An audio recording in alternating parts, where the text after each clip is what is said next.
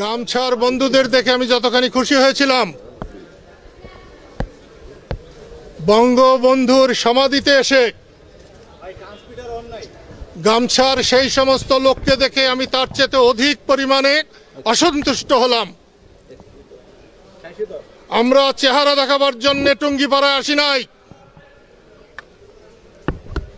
আমরা বঙ্গবন্ধুর সমাধিকে সম্মান জানানোর জন্য এসেছি। তাই যারা গল্প গুজবে ব্যস্ত, বিশেষ করে গামছার লোক, আমি তাদেরকে বলবো কাল থেকে তারা যেন দল না করে। আমার 10টা বেদবের চাইতে একটা ভালো মানুষ অনেক প্রয়োজন। মুক্তিযুদ্ধের আগে আমি কোথাও খেতে পারতাম না, 5 জনকে দাওয়াত করলে 25 জন গিয়ে হাজির হতো। যুদ্ধ যখন শুরু হয়, একটা পর্যায়ে আমার সঙ্গে একজন মানুষ শুধু ছিল, বাকি সব পালিয়েছিল। আমি খুবই অসন্তুষ্ট আজকে। ছবি তোলার জন্য এখানে আসি নাই, গল্প করার জন্য আসি নাই, বাইরে হা করে দাঁড়িয়ে থাকার জন্য আসি নাই। এখান থেকে 5 হাত দূরে যখন গোয়াল ঘর ছিল, গরুর চোলা পড়ত, তখন এসে আমি বঙ্গবন্ধুর সমাধি পরিষ্কার করেছিলাম। আজকে অনেক শান শওকত হয়েছে, কিন্তু আত্মার কোনো খবর নাই।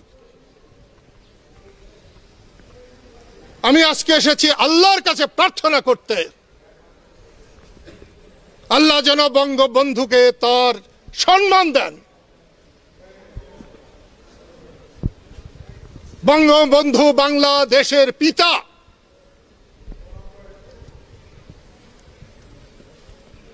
এ যদি সত্য হয় তাহলে বিএনপিরও পিতা, জাতীয় পার্টির পিতা, জামাতেরও পিতা। যারা পিতাকে সম্মান করবে না তাদেরকে সুসন্তান বলা হয় না। আমরা যারা বঙ্গবন্ধুর ভক্ত, আমাদেরও দোষ আছে। অন্যকে সম্মান করতে আমরা বড় দ্বিধা করি। আজকে দেখলাম কয়টা চ্যাংরা আমি দাঁড়িয়ে আছি সামনে, ছবি তুলতে বাধা দিল। যখন প্রধানমন্ত্রী আসে তখন ছবি তুলতে বাধা দাও না?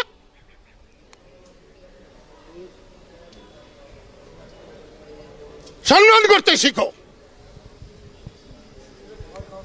এই কবরের পাশে আমি এখানে শুয়ে থেকেছি, এখানে আমার বিছানার উপর দিয়ে গাড়ি চালিয়ে গেছে, তাতে আমার কি হয়েছে? আমি আওয়ামী লীগ করি না, আমি বঙ্গবন্ধু করি, এবং আমি বঙ্গবন্ধুকে বুকে লালন করে আমি আমার জীবন দেব। বঙ্গবন্ধু আওয়ামী লীগের সম্পত্তি নয়,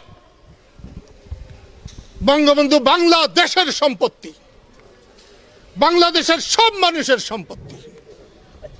বঙ্গবন্ধু বিএনপির সম্পত্তি, জাতীয় পার্টির সম্পত্তি, বঙ্গবন্ধু দেশের সকল মানুষের সম্পত্তি। সেই সম্মান দিতে হবে। আমি আবারও বলছি, আমার 10 জন কর্মী হলেও চলবে। আমরা পিকনিক করতে আসি নাই, নাচতে আসি নাই, আমরা বাধা অতিক্রম করতে এসেছি। আমি 10টা মানুষকে নিয়ে সংগ্রাম করতে পারি, কিন্তু নির্বোধ 10,000 লোক নিয়ে সম্মান করে কোনো লাভ হবে না। আমি আশা করব আজকে এই টুঙ্গিপাড়ায় যারা আমার পিতার সমাধিতে এসেছো, শপথ নিয়ে যাও, মানুষের জন্য কাজ করবে, চেহারা দেখাবে না, নাম ফুটাবে না, শুধু ছবি তোলার কোনো প্রয়োজন নাই। এখানে ছবি তুলতে আসি নাই, পিকনিক করতে আসি নাই, নাচতে আসি নাই, দুঃখী মানুষের পাশে গামছা নিয়ে দাঁড়াবার জন্য এসেছি।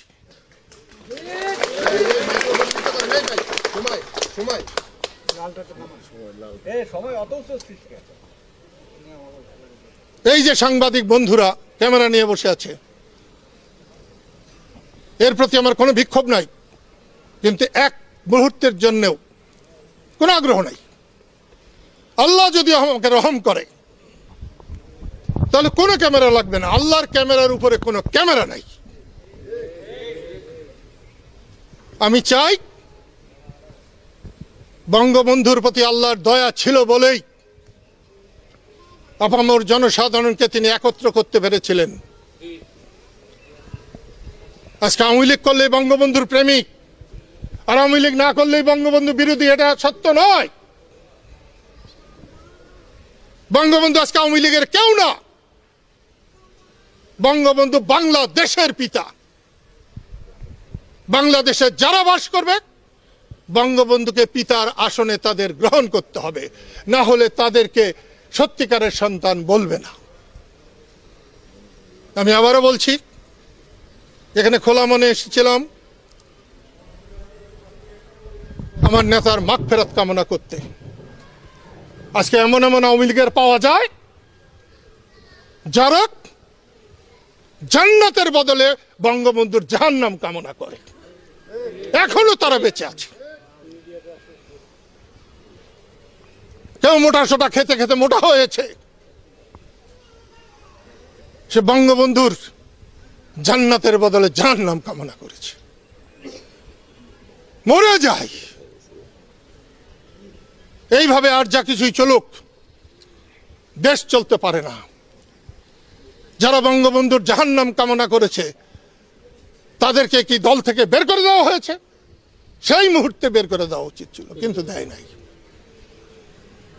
সেই জন্য বলছি, আমরা এসেছিলাম গত 3টা বছর করোনার কারণে মানুষের কাছে যেতে পারি নাই, পিতার কবরে আসতে পারি নাই, আর কোনোদিন আসা হবে কিনা জানি না। এখান থেকে ফিরে যেতে যেতে আল্লাহ নিয়ে যাবেন কিনা জানি না। আমরা খালাস নিয়তে আল্লাহর কাছে প্রার্থনা করি, আল্লাহ যেন আমার নেতাকে, আমার পিতাকে, তার পরিবার সহ শান্তিতে রাখেন, ভেস্তবাসী করেন। ধন্যবাদ। আমিন। কথা বলতাম স্যার, এর বাইরে আপনি কথা বলার বাইরে স্যার, যদি অনুমতি দেন আমরা একটু আরেকটু। জি বলেন বলেন বলেন, জলদি বলেন। স্যার আপনি তো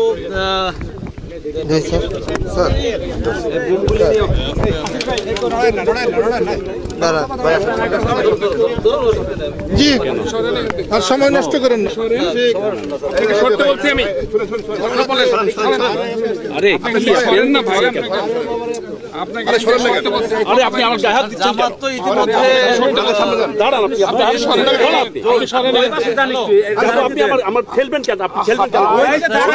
ঘোষণা দিয়েছে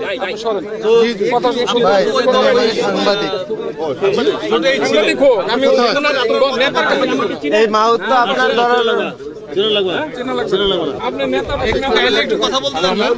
থামেন একটু, থামেন। জি বলেন।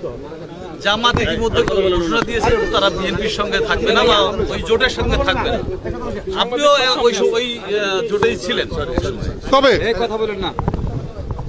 ওই জোটে ছিলেন না স্যার? না, কবে? আপনি ছিলেন না। প্রশ্ন করার ইচ্ছে করলেই প্রশ্ন করা যায়। আমি জোটে গিয়েছিলাম কামাল হোসেনকে দেখে, যখন তারা নুনতেল করেছে, বলেছে পার্লামেন্ট অবৈধ, ভোট হয় নাই, তারপরেও তাদের 8 জন সদস্যকে শপথ করিয়ে সংসদে নাচানাচি করছে। আমি সেই মুহূর্তে ডক্টর কামাল হোসেনের সঙ্গে আমি যুক্ত হয়ে গেছিলাম, সেখান থেকে আমি চলে এসেছি। আমি বুঝেছি ডক্টর কামাল হোসেন বড় মানুষ, সুন্দর মানুষ, কিন্তু নেতা নন। আগামী যে নির্বাচন, এই নির্বাচনে কি আপনি জোটবদ্ধ? আমি আজকে বঙ্গবন্ধুর মাজারে এসেছি। আপনি স্বীকার করবেন কি করবেন না, আমার ধ্যান, জ্ঞান, ভালোবাসা, আমার ইচ্ছা, আমার কামনা বঙ্গবন্ধুকে নিয়ে। বাঙালি সব যুবক প্রেম করে যৌবনে, আমার স্ত্রী আছে, ছেলেরা আছে, মেয়ে আছে। আমি বলছি যে আমি যৌবনে কোনো প্রেম করি নাই। আমার প্রেম বঙ্গবন্ধুর সঙ্গে হয়েছিল। তার মধ্য দিয়ে দেশকে আমি চিনেছিলাম, দেশমাতৃকাকে চিনেছিলাম। আমি দেশ কাকে বলে জানতাম না। তো সেই জন্যে বলছি, বঙ্গবন্ধুর মাজারে এসেছি, পিতার মাজারে এসেছি। আমি প্রথম যেদিন এসেছিলাম এইখানে বক্তৃতা করার জন্য আমাকে টেনে হিস্ট্রি নিয়ে গিয়েছিল। আমি বলেছিলাম খুনিরা খুন করে আমাকে কাঁদতে দেয় নাই, আপনারা টুঙ্গি পাড়ার মানুষ, আপনাকেও আমাকে কাঁদতে দিলেন না। এটা ইতিহাস হয়ে থাকবে। স্যার একটা উত্তর কিন্তু স্যার আমি হয়তো ক্লিয়ার হতে পারিনি। আমি কি আগামী যে আমি কি একেবারে নির্বোধ? আপনি প্রশ্ন করবেন আপনার মতো, আমি উত্তর দেব আমার মতো, আমি যা জানি। ঠিক আছে মুন্না ভাই আর দরকার নেই।